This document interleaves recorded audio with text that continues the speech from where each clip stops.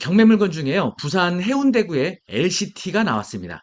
어떻게 보면 이 LCT가 처음으로 경매로 진행 중으로 나오게 됐는데 LCT의 경우에는요. 바다 해운대 조망 나오는 아파트로 상당히 유명세를 더하고 있죠. 그래서 많은 유명 인사들이 해운대 LCT 분양받고 또 거주하고 이러는 이제 소식들을 많이 접하시게 될 텐데 이 경매 나오는 LCT의 경우에는요. 이 각 동마다 이 용도가 있거든요. 그런데 이 경매로 나온 것은 LCT 타워동입니다. 타워동. 이 타워동은 생활형 숙박시설이에요. 생숙. 네. 여러분 좀 생소하신가요? 아니면 이 생숙에 대해서 그동안 정말 열풍이 불지 않았습니까? 아파트보다 저렴하게 취득할 수 있는 이런 생숙이라고 해갖고 청약 경쟁률 굉장히 높았던 그런 시기가 있었는데 지금 생숙의 경우는 굉장히 주의해야 될 좀 사항이 있어요. 그래서 먼저 LC 타워동에 나온 경매물건 소개해드리고 현재 생활형 숙박시설 과연 어떤 문제가 있는지 소개해드리도록 하겠습니다. 영상 보시기 전에 구독, 좋아요 부탁드립니다.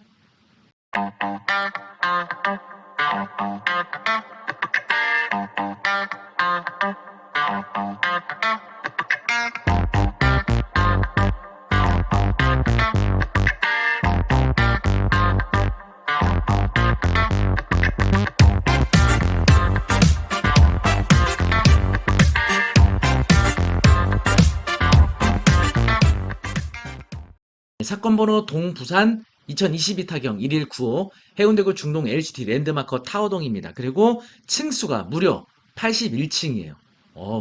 초고층입니다. 아마 저 날 맑은 날은 일본 보일까요? 자, 보시면 감정가 40억 1천만 원입니다. 현재 신건이고요. 건물 전용 면적은 48평입니다. 그리고 1차 매각일은 4월 17일 월요일이고요. 자, 로드뷰로 본 LCT 타워동입니다. 자, 이렇게 바로 해운대 바로 앞에 위치하고 있죠? 네, 이 해운대 바다 조망을 볼 수 있는 바로 LCT 타워동이 되겠습니다. 웅장하지 않나요? 여기 아마 81층에서 제가 거주해 본 적이 없는데 느낌이 좀 색다를 것 같긴 합니다. 자, 현재 네이버 부동산에 올라온 정보 보시면은요. 현재 561세대고요. 최고층은 94층까지 돼 있네요. 그리고 2019년도에 사용 승인이 됐고요. 포스코에서 건설했고 지금 이 동일한 면적에 대해서 매물 정보 보니까 56억부터 현재 나온 게 있네요. 56억. 42억짜리도 있고. 네. 40억대부터 매물이 현재 나와 있네요. 자, 그런데 주의해야 될 사항이 있습니다. 여기 보시는 것처럼 LCT 더 레지던스 생활 숙박시설 이렇게 표시가 되어 있죠. 정확한 정보를 위해서는 건축물 대장을 봐야 되거든요. 건축물 대장 중 총괄 표제부라는 게 있어요. 그래서 이 단지 각 동에 대한 정보를 볼 수 있거든요. 자, 보시면 여기 랜드마크 타워동, 글씨가 좀 작아서 안 보이실 텐데 랜드마크 타워동, 타워 B동, 타워 A동, 포디움동 이렇게 돼 있고요. 각 용도 보시면 이쪽에 랜드마크 타워동의 경우는 숙박시설로 돼 있죠. 생활 숙박시설, 관광호텔 이렇게 얘기죠. 그리고 타워 B동은 공동주택 아파트고요. 그리고 타워 A동도 공동주택 아파트, 그리고 포디움동이 판매시설, 유락시설 이렇게 돼 있어요. 각 동마다 정해진 용도가 있는데 현재 경매로 나온 물건 건축물의장 전유부 보니까 보시는 것처럼 숙박시설로 돼 있죠. 생활 숙박시설. 자, 이게 뭐가 문제가 되냐면요. 최근에 국토부에서 보도자료 배포한 게 있는데 이게 이제 시간은 좀 됐죠. 2021년 10월에 발표했으니까. 자, 오피스텔 건축 기준 일부 개정 고시 돼 있어요. 생활 숙박시설 오피스텔로 용도 변경 시 건축 기준 한시적 완화 이렇게 돼 있네요. 보시면 2023년도 10월 14일까지 생활 숙박시설 건축물 용도를 오피스텔로 변경하는 경우 오피스텔 건축 기준 일부를 완화하여 적용한다. 이게 무슨 말인지 하시죠? 지금 생활 숙박시설을 오피스텔로 용도 변경하는 경우에는 완화된 기준을 적용해주겠다 이거예요. 생활 숙박시설을 왜 오피스텔로 용도 변경하지? 예, 의문이 드실 텐데 보시면 지난 정부에서 국토부 장관 노영욱 장관이 4월 2일 지자체에 시달한 생활 숙박시설 불법 전용 방지 방안 후속 조치로 오피스텔 건축 기준을 10월 14일 개정 고시하였다 돼 있죠? 자, 2012년부터 생활형 숙박시설이 도입이 됐는데 생활 숙박시설을 적법한 용도 변경 없이 주거용 건축물로 사용하는 경우가 다수 발생하고 있다는 2020년 국정감사 지적에 따라 교통부는 관계기관 의견 수렴을 통해 불법 전용 방지 방안을 마련한 바 있으며 다음과 같다. 신규 시설은 생활 숙박시설 용도에 적합하게 건축될 수 있도록 별도 건축 규정을 제정하고 건축 심의 허가 단계에서 숙박시설의 적합 여부 및 주거 교육 환경 등 주변 환경을 고려하여 허가를 제한해 주택 불법 사용을 사전 차단한다. 그래서 2023년도 10월 14일까지는 이때까지는 이미 사용 승인된 생활 숙박시설의 용도를 오피스텔로 변경하는 경우 오피스텔 건축 기준 중 발코니 설치 금지, 전용 출입구 설치, 바닥 난방 설치 제한 등 규정을 적용하지 않을 수 있다. 이렇게 돼 있죠. 그래서 방금 소개해드렸던 오피스텔 건축 기준이 이게 있는데 생활 숙박시설은 이거에 대한 제한이 없는 거죠. 이렇게 가려면 제한이 있지만 완화해주겠다 이런 내용이죠. 그리고 생활 숙박시설 건축 기준 마련 등의 내용을 담은 건축법 시행령과 분양계약 시 주택 사용 불가 및 숙박업 신고 의무에 대한 확인 서류 제출토록 하는 건축물 분양에 관한 법률 시행령도 10월 중으로 마무리될 예정이다. 국토교통부는 생활 숙박시설 주택 불법 전용 방지를 위해 지자체 등 관계기관의 협의를 지속해 나갈 것이며 계도기간 이후에도 숙박업 신고하지 않거나 주거용 건축물로 용도 변경하지 않은 경우에는 단속 적발을 추진할 계획이다. 원래 숙박시설은요, 취사가 안 되도록 되어 있죠. 그런데 생활형 숙박시설이라 그래서 장기 투숙자들을 위해서 취사시설을 할 수 있도록 예외 규정을 적용해 준 겁니다. 그러다 보니까 많은 분들이 이 생활형 숙박시설을 아예 장기 투숙 용도가 아니라 그냥 주거용으로 이용하기 시작하는 거예요. 네.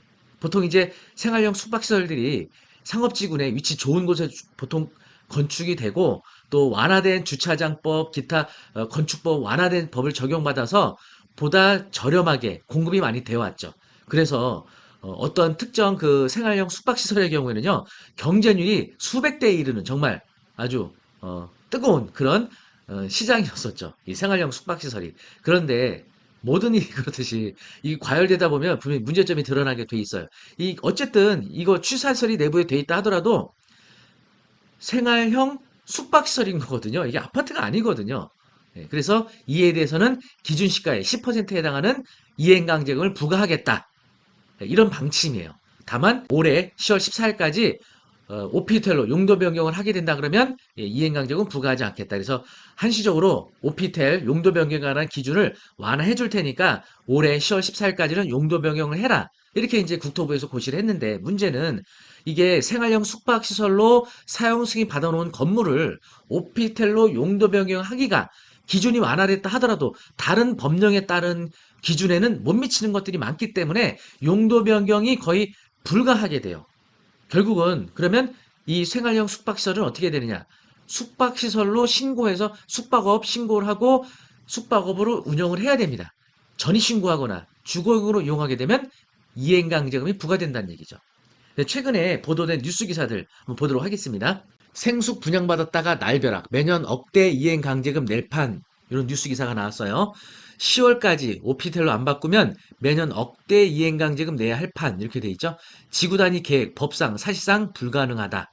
수분양자 집단위는 행정소송 검토, 이렇게 나오죠. 생활형 숙박시설 수분양자들이 매년 많게는 억대에 가까운 이행강제금 내야 할 상황에 처하자 분통을 터뜨리고 있다고 합니다.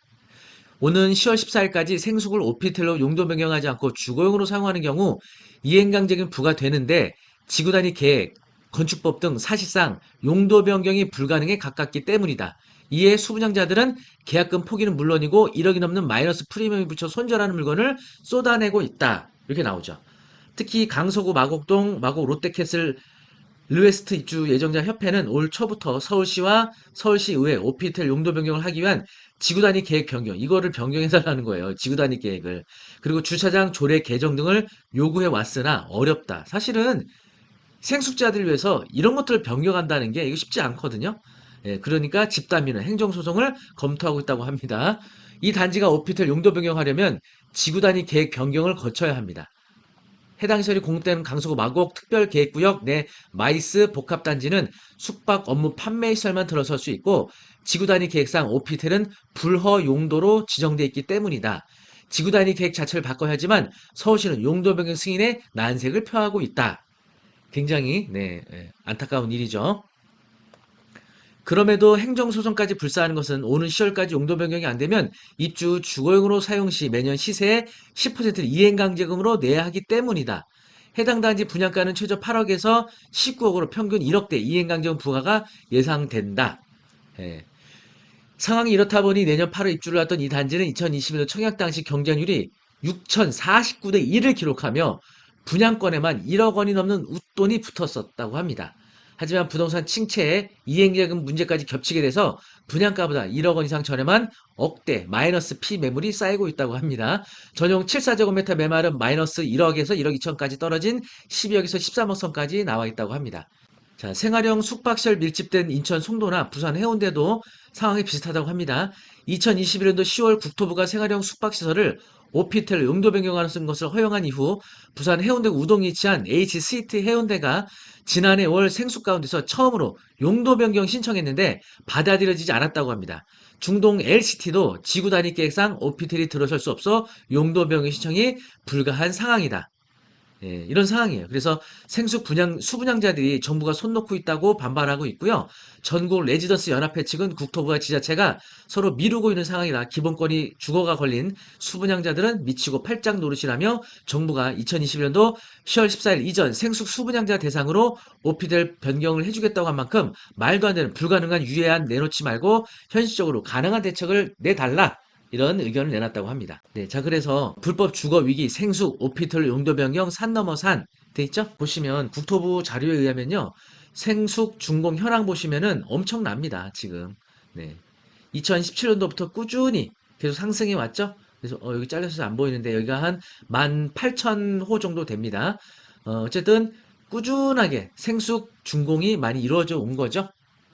자, 그리고 좀 전에 소개해드렸지만 해운대구 생활형 숙박시설 더H 스위트 오피텔 용도 변경 신청 반려 이런 기사가 나왔어요. 네, 그래서 사실은 이 생숙 분양 광고 할 때 이게 문제였던 게 주거가 가능하다고 광고들 많이 했거든요. 왜냐하면 아파트하고 똑같아요. 자, 네이버 부동산에 올라온 경매 해운대 LCT 이 337C 제곱미터에 대한 구조도인데 방 3개 구조, 드레스룸, 그리고 방에 딸린 욕실, 주방, 거실, 발코니도 있고요. 그리고 욕실이 여기 무려 2개나 더 있어요. 네, 거의 이게 주거용이 아파트하고 똑같아요, 구조가. 그래서 아파트와 똑같은 구조로 주거용으로 이용할 수 있는데도 불구하고 입지가 좋거나 조망권이 뛰어나거나 아파트 가격보다 저렴하거나 이러다 보니까 많은 분들이 생숙 분양 신청에 열을 올렸던 거죠. 그런데 이런 일이 이제 안 되는 거잖아요. 원래는 생활형 숙박시설이 법률적으로 숙박시설인 거지. 장기 투숙자들 위한 숙박시설이지. 이게 아파트처럼 전입신고하고 오랜 기간에 걸쳐서 주거용으로 이용하라고 건축허가 내줬던 건 아니었거든요. 홍보물에 문제가 있었던 거죠. 예. 그것도 이제 문제긴 하죠. 어쨌든 이런 이제 광고만을 믿고 분양을 받아서 주거용으로 이용하려고 했는데 국토부에서 안 된다. 주거용으로 이용하는 것은 불법 용도 변경에 해당한다. 이행강제금을 10% 부과하겠다. 이런 이제 발표를 하면서 난리가 난 거죠. 다만 올해 10월 14일까지 오피텔로 용도 변경하게 되면 이행강제금은 안 나올 거다. 그런 대신 오피텔로 용도 변경하기 위한 여러 가지 까다로운 기준을 완화해주겠다라고 했지만 방금 설명드렸던 것처럼 지구 단위 계획구역으로 묶여 있거나 다른 건축법에 따른 기준에 맞지 않으면 오피텔 용도가 불가능하거든요. 네, 안타까운 일이죠. 방법이 없는 건 아니죠. 숙박업 신고를 하고 숙박업으로 운영을 하시면 됩니다. 네, 근데 문제는 과연 이렇게 비싼 금액의 분양을 받고 임대를 그 숙박업을 통해서 수익이 과연 잘 나올 수 있느냐 이게 이제 문제겠죠. 네, 어쨌든 우리가 부동산 투자하는 데 있어서는요 여러 가지 이 법과 관련된 사항을 잘 알아야 되거든요. 그러니까 부동산 투자한다 그러면 우리가 뭐 입지 뭐 주변에 여기 가깝게 있냐 학교가 가깝게 있냐 조망권이 어떠냐 이런 걸 주로 이제 많이 보기도 하시지만 이 부동산의 특정 용도 기타 권리관계 이런 거에 대한 법률적인 부분까지 잘 알고 있으셔야 되지 않나 싶습니다. 어쨌든 이번에 진행 중인 감정가 40억에 나온 LCT 랜드마크 타워동 이게 생숙이라는 점 꼭 유념해 두시고 숙박업을 위해서 낙찰을 고려하셔야 된다. 네, 그리고 어쨌든 생숙을 그동안 이제 분양받았던 분들은 잘 고심을 좀 잘 하셔서 어떻게 해결해 나가실지 좋은 해결책 찾기 바라겠습니다.